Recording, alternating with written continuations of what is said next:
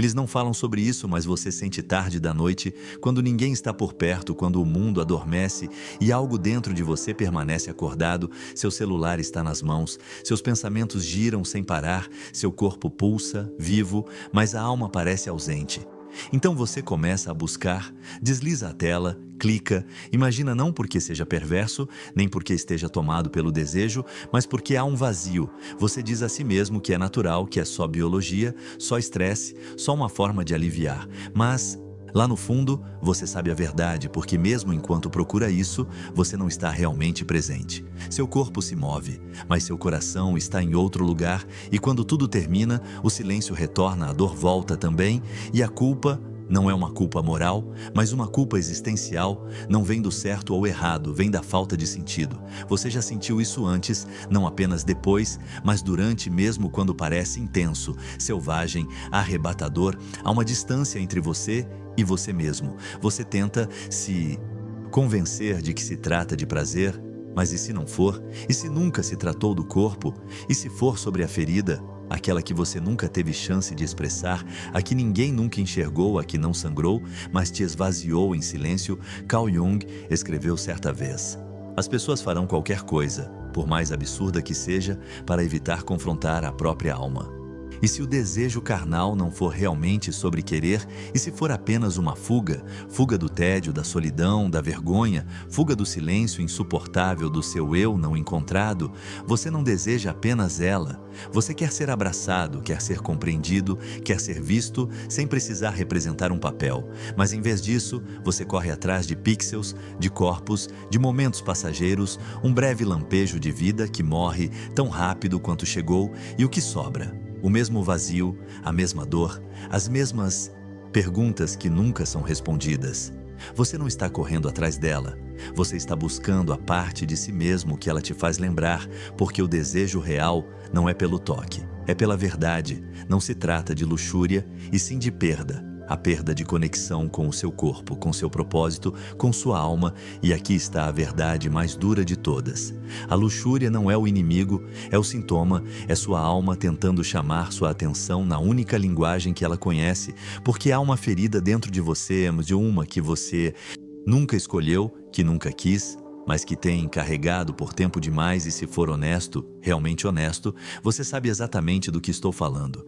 Este vídeo não existe para te envergonhar, mas para revelar aquilo que Carl Jung acreditava ser o verdadeiro significado por trás do seu desejo não pecado, não fraqueza, mas fome da alma. E nos próximos minutos vamos explorar exatamente o que essa fome está tentando te mostrar, porque seus desejos doem e como cada ato de luxúria, na verdade, carrega uma mensagem secreta vinda da parte mais profunda de você, a parte que não está buscando prazer, mas tentando se sentir inteira novamente. Disseram a você que isso é natural, que faz parte de ser humano, que a luxúria é desejo e o desejo é vida. Mas e se isso não for verdade? E se o que você está sentindo não for luxúria, afinal? E se for fome? Não a fome que nasce do corpo, mas a que vem da alma, aquela que arde debaixo do peito, quando o mundo se cala, quando tudo ao redor mergulha no silêncio, essa fome aparece. Aquela que nenhuma tela, nenhuma fantasia, nenhum clímax pode realmente saciar, porque aqui está uma verdade que quase ninguém ousa dizer. A luxúria raramente é sobre sexo, ela é sobre fuga. Fuga daquele vazio insuportável que surge quando você já não está mais distraído, é sobre anestesiar a dor da desconexão. Não apenas com os outros, mas com você mesmo cada vez que você busca mais um estímulo, mais um corpo, mais um instante de êxtase. Não está buscando prazer, está buscando provas. Provas de que ainda é desejado, de que ainda está vivo, de que ainda é capaz de sentir alguma coisa. Mas e se o motivo por trás desse impulso for na verdade o fato de que você tem vivido no vazio há anos? Existe uma ferida dentro de você? Talvez você não saiba nomeá-la, talvez finja que ela não está lá, mas ela se revela mesmo assim, na inquietação que te acompanha, nas rolagens infinitas pelo celular, nas fantasias que nunca te completam, nos momentos de silêncio que parecem te sufocar. Porque o que você chama de luxúria pode ser, na verdade, a alma gritando: estou faminta, me alimente com algo verdadeiro. Deixe-me contar uma história. Havia um homem, por fora, parecia ter tudo sob controle, carismático, ambicioso, sempre cercado de mulheres, acreditava que o que sentia era desejo, dizia a si mesmo que estava no comando, que cada conquista era uma vitória, mas, tarde da noite, quando ninguém observava, ele sentia aquele vazio, deitava ao lado de alguém que antes o excitava e não sentia nada, nenhuma conexão, nenhum calor, apenas uma dor surda e inexplicável. Ele continuava perseguindo, atuando, seduzindo até que, certo dia, uma pergunta aterradora emergiu em sua mente. E se eu não quiser realmente ela? E se eu só não quiser me sentir sozinho? E isso mudou tudo. Ele percebeu que estava usando o corpo dela como um disfarce, um escudo contra o vazio que carregava por dentro. Ele não buscava amor, ele queria escapar, ele queria calar o silêncio dentro de si. Ele não a perseguia, ele estava fugindo de si mesmo. É isso que a maioria das pessoas não compreende. A luxúria em nosso mundo tornou-se uma droga, uma substância emocional disfarçada de liberdade, uma ilusão de poder, de ser desejado, de domínio, mas por trás disso tudo existe apenas um ciclo de dopamina, um gatilho, um vício, uma tentativa desesperada de preencher uma ausência que não é do corpo, mas da alma. Fantasia, alívio, entorpecimento, repetição, e quanto mais você alimenta isso, menos vivo se sente, porque o prazer não é real. Não nasce da conexão, da intimidade, do significado, ele nasce da performance. Você interpreta um papel, segue um roteiro, chega ao clímax, desaba e então retorna ao ponto de partida. Sozinho consigo mesmo, ainda faminto, ainda vazio, Carl Jung não via a luxúria como uma falha moral. Ele a enxergava como um sinal espiritual, um sinalizador lançado do inconsciente, um alerta vindo da alma, porque quando você está inteiro de verdade, você não corre atrás, não se agarra, não busca confirmação no corpo de outra pessoa, você se torna o próprio desejo, você irradia de dentro, não precisa mais consumir para se sentir vivo, porque já está conectado a algo muito mais profundo.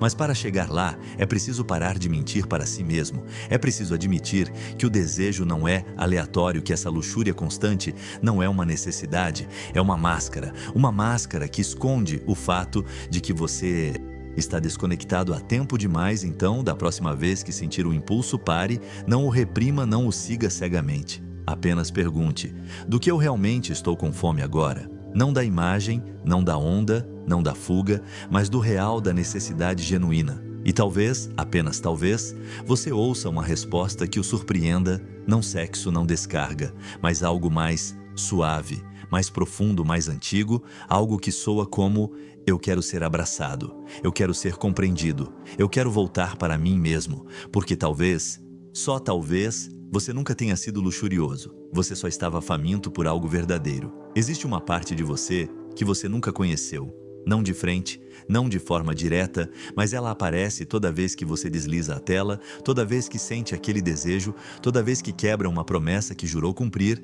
Carl Jung a chamou de a sombra, não algo maligno, não um monstro, apenas exilada. É a parte de você que tentou esquecer porque ela incomodava os outros, a parte que queria demais, sentia demais. Precisava ser amada sem precisar merecer. Então você a enterrou, empurrou para baixo, cobriu com silêncio e chamou isso de autocontrole, mas a sombra não desaparece, ela espera. E quando você está cansado, sozinho ou entorpecido, ela fala, e a voz que usa soa muito como luxúria. Você pensa que é desejo, mas não é, é a sua sombra sussurrando através das suas vontades. Me perceba, me sinta, me permita existir. Mas como você esqueceu a linguagem da alma, interpreta mal, acredita que deseja aquela pessoa, acredita que precisa do alívio, acredita que o problema está no seu corpo, mas a dor, ela não está no corpo, está na alma. Você confundiu o anseio por integração com luxúria por estímulo, e quanto mais foge disso, mais força isso adquire, porque é isso que a energia reprimida faz. Ela não desaparece. Ela se transforma, se torna vício, compulsão, algo fora de controle. Jung escreveu: as pessoas farão qualquer coisa, por mais absurda que seja, para evitar encarar sua própria alma. E o que poderia ser mais absurdo do que acreditar que outro corpo irá curar uma ferida que habita sua psique? Aqui está como o ciclo funciona. Você sente solidão, Não a solidão de estar sem companhia, mas a solidão de estar desconectado de sua essência. Então você deseja, você persegue, você se entrega ao padrão, vem o impacto, um momento de intensidade, um segundo de falsa transcendência, depois morre e você sente a culpa, a decepção, a vergonha silenciosa e para escapar desse sentimento, você rola a tela outra vez, luxúria, culpa, entorpecimento, repetição. Esse é o ciclo da sombra seduzida. Ele não se alimenta apenas de luxúria, mas do esquecimento. Esquecimento de quem você é, do que realmente precisa, da voz interior que não clama por dopamina, mas por inteireza.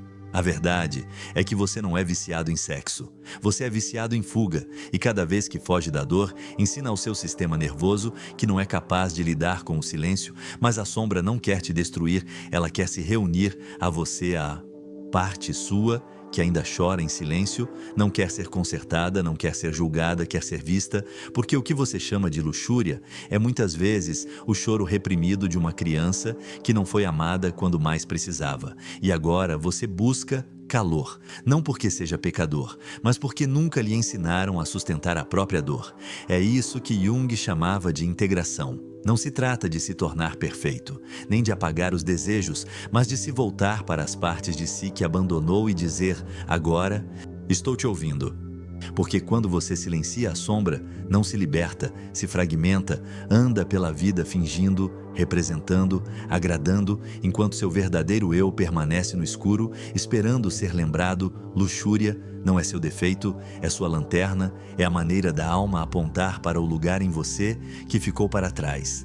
Então, da próxima vez que ela surgir, não a envergonhe, não a anestesie, não fuja dela, pause, sinta o chamado, a dor, o calor, e ao invés de perguntar, como eu me livro disso? Pergunte, que parte de mim está tentando falar? Porque atrás de cada desejo há uma conversa com você mesmo que ainda não teve coragem de ter. E aqui está o ponto mais importante de todos. Você não está errado, você não está quebrado, você não é pervertido, fraco ou viciado em prazer.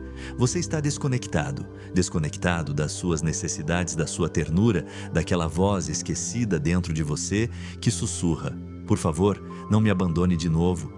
E quando finalmente escutar, verá que o que você chamava de luxúria nunca foi sobre o corpo, foi a alma implorando pelo seu retorno. Houve um tempo em que existia um menino quieto, curioso, gentil, de formas que o mundo não sabia acolher. Ele queria coisas simples, ser ouvido, ser abraçado, ser amado, sem precisar conquistar isso. Mas o amor em seu mundo vinha com condições. Sorria, mas não chore. Seja forte, seja útil, faça-os se orgulhar. Então ele se moldou ao que esperavam dele e esqueceu quem era, não por rebeldia, mas por sobrevivência. Porque quando sua ternura é punida, você aprende a endurecer. Quando suas emoções são descartadas, você aprende a escondê-las. E quando seu valor depende da performance, você aprende a atuar. Ele cresceu. Pelo menos por fora confiante, inteligente e desejado, mas por dentro ainda era aquele menino olhando pela janela se perguntando por que o amor sempre parecia uma recompensa e nunca um direito. Então começou a perseguir mulheres não para se conectar, mas para sentir, para se sentir desejado, para se sentir visto, para mesmo que por um instante se sentir importante. Acreditava que era luxúria. Dizia a si mesmo que era natural, masculino, até mais a verdade, ele não queria sexo, queria segurança, não desejava o corpo dela. Desejava o olhar dela, o modo como aquele olhar o fazia esquecer que nunca pôde ser criança em paz. Porque quando um menino cresce sem ser visto, ele se torna um homem viciado em ser desejado. Porque o desejo parece visibilidade, parece prova de existência, como se finalmente alguém o notasse, mas nunca dura, porque desejo sem intimidade é faísca, não é fogo. E então a perseguição recomeça vez após vez, um ciclo de anseio, clímax, vazio, não porque ele seja insaciável, mas porque ainda está esperando por alguém que olhe além de seu corpo e diga: eu vejo você, eu realmente vejo. Atraídos por ela, pelo corpo, pelo olhar, pela presença suave, mas o que realmente os magnetiza é a lembrança esquecida de si mesmos, porque ela, com sua ternura, com sua intimidade, com o sentir, é um espelho, um reflexo da parte interna que eles enterraram para poderem ser aceitos no mundo à parte que chora silenciosamente por reconexão. Carl Jung chamou isso de ânima ou feminino interno, não no sentido de gênero, mas de energia, sensibilidade, empatia, intuição, vulnerabilidade, a capacidade de se render, de sentir, sem pedir desculpas. Quando o mundo diz a um menino que sentir é fraqueza, ele aprende a endurecer e quando endurece, deixa de se sentir inteiro, divide-se. Um corpo que age e uma alma que silencia, mas essa alma não desaparece, ela se projeta. E quando ele encontra uma mulher que encarna a delicadeza que ele esqueceu possuir, algo dentro dele se acende. Não é amor, ainda é memória. Memória de uma ternura que ele já teve, de uma emoção que antes corria livre, de uma conexão que um dia foi natural e por isso ele a deseja não porque ela é a única, mas porque ela o lembra dele mesmo de uma parte que ele perdeu, tentando ser forte, tentando sobreviver, mas o que a maioria dos homens faz com esse chamado? Eles confundem compaixão, com tesão, com destino, entram em relacionamentos buscando se completar, não percebendo que a ferida que os move não está nela, mas neles. E então, quando a excitação passa, quando a projeção se dissolve, fica o vazio, e eles culpam o amor, culpam a mulher, culpam a si mesmos, sem perceber que a dor não é por perder o outro, é por nunca ter se reencontrado, porque não é ela que falta, é ele mesmo. E isso é o que mais dói, porque ninguém pode preencher esse espaço. Nenhum toque pode substituir o abraço da alma. Nenhuma troca de olhares pode curar o que foi exilado internamente. E é por isso que muitos vivem no ciclo desejo. Conquista, desapontamento, projeção, romance, ruptura, sempre esperando que o próximo corpo seja o suficiente, sempre acreditando que talvez essa mulher o faça sentir inteiro, mas a inteireza nunca vem de fora. Ela vem quando o homem ousa olhar para dentro e dizer: eu vejo você. Para o menino dentro dele, o menino que chorava e foi ignorado, o menino que queria colo, mas recebeu ordens, o menino que queria expressar, mas foi ensinado a calar. A cura começa quando ele para de correr, quando para de buscar no outro aquilo que precisa encontrar em si, e isso não significa rejeitar o desejo, mas compreender sua origem. Entender que o fogo que arde em sua pele é muitas vezes um reflexo da ausência que mora em seu peito. Então, da próxima vez que o desejo surgir como uma onda antes de agir, antes de seduzir, antes de tocar o outro, feche os olhos e pergunte: qual parte de mim está tentando voltar para casa? Porque é ali, nesse instante de presença, que o real começa, não a performance, mas o reencontro, não a máscara, mas o rosto, não o sexo, mas a alma. E talvez, nesse momento, ele perceba que tudo o que sempre quis era ser inteiro de novo. Você nunca desejou apenas um corpo, você desejava um lar. Cada vez que a imagem dela acendia algo em você, cada vez que sua presença despertava um calor quase impossível de conter, você acreditava que era paixão, desejo, amor, mas o que você realmente sentia era saudade. Saudade de si mesmo. A verdade que ninguém te contou é essa. Ela nunca foi o destino. Ela era o espelho, o reflexo de tudo o que você perdeu tentando ser aceito, amado, forte. Ela era a lembrança viva do seu próprio brilho enterrado. O motivo pelo qual seu coração acelerava, suas mãos suavam e seu pensamento se perdia nela não era por causa dela. Era porque ao olhar para ela você via sua própria alma chamando por você. Ela tinha algo que você não sabia nomear: suavidade, presença, liberdade para sentir. Ela chorava e não pedia desculpas. Ela sentia e não se envergonhava. Ela era simplesmente inteira. E isso te fascinava porque você já foi assim um dia, antes do mundo dizer que meninos não choram. Antes de aprender que seu valor dependia do que você fazia, não de quem você era. Você não estava se apaixonando por uma mulher, estava tentando voltar para si mesmo, mas aqui está o perigo. Quando você projeta sua alma perdida em outra pessoa, você transforma ela em uma fantasia. E fantasias, por definição, não sobrevivem ao toque da realidade. Ela começa a mostrar seus limites, suas feridas, suas sombras, e você sente raiva, frustração, abandono, mas o que você realmente está sentindo é o colapso da ilusão. Ela não pode te salvar de você mesmo. Carl Jung chamou isso de escravidão, a fantasia erótica. Não porque o desejo é errado, mas porque quando o desejo é inconsciente, ele deixa de ser um portal e se torna uma prisão. Você começa a querer que ela carregue o peso da sua ausência de si mesmo.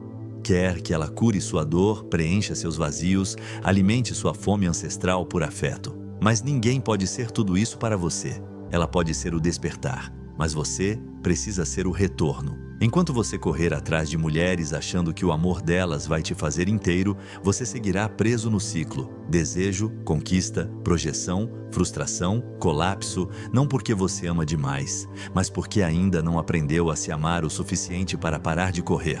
Lust, o desejo, nunca foi o problema. O problema foi esquecer que ele era um sinal, não um pecado, um chamado, não uma sentença. Quando você sente aquela onda subir, o calor, o impulso de buscar alguém, não a reprima, não a julgue, não a anestesie com distrações. Sente com ela, respire com ela, pergunte: o que você está tentando me mostrar? E você ouvirá uma voz suave, esquecida, mas familiar dizendo: eu sinto sua falta. Por favor, não me abandone de novo. Esse é o momento da virada. Quando você para de buscar em corpos alheios o que só pode encontrar no seu próprio. Quando você para de usar o desejo como fuga e passa a usá-lo como caminho. Lust não é luxúria, é linguagem. É o sussurro da sua alma dizendo: há algo aqui que você precisa integrar. Não é sobre eliminar o desejo, é sobre deixá-lo guiar você de volta para casa. O desejo se torna sagrado quando você entende para onde ele está apontando, para a sua ternura esquecida, para a sua sensibilidade reprimida, para um menino dentro de você que não queria sexo, queria ser segurado, queria ser ouvido, queria ser amado, sem ter que merecer.